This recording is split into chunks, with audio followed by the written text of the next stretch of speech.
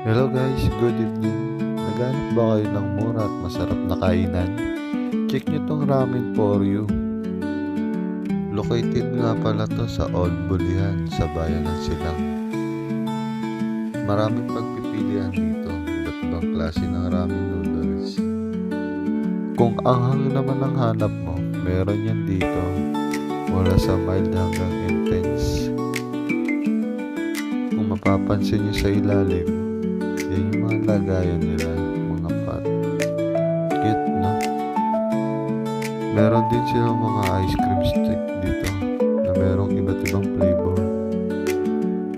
Kung gusto mo naman lagyan ng toppings yung noodles mo, walang problema yan. Maraming pagpipilian din dito. At ito nga pala ang lutuan nila. Ganda tignan, no? Ano pang inaantay natin? Tara na! Magpaluto na tayo. Matikman natin kung gaano kasarap yung ramen nila dito. Kasama ng mga toppings. So, ito na nga. At niluto na nila. Ayan. So, nagpaluto lang tayo kasi hindi natin alam kung paano mga process dito. Ayan. Konting tanong-tanong. Habang pine-prepare yung ating kakainin.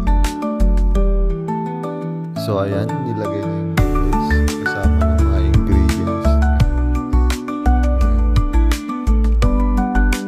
Sunod naman nilagay yung mga toppings na pinili natin. So, konti lang yung toppings na pinili kasi baka di ko maubos. Parang masyado na siyang marami.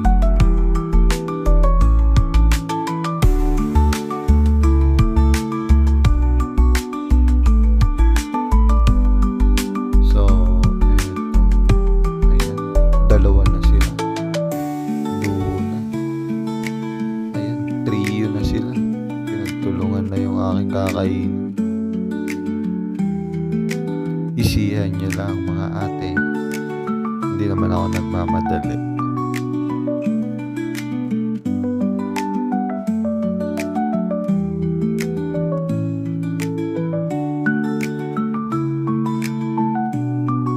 At eto na nga.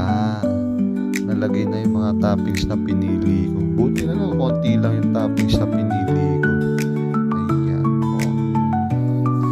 Masarap-sarap to ah. Tinanong pa ako ni ate kung magpapadagdag daw ako ng tubig. Sabi ko, baka hindi na. Pero binawi ko rin yung sinabi ko. Sabi ko, dagdagin nyo na lang te. Ayan. Baka maparami yung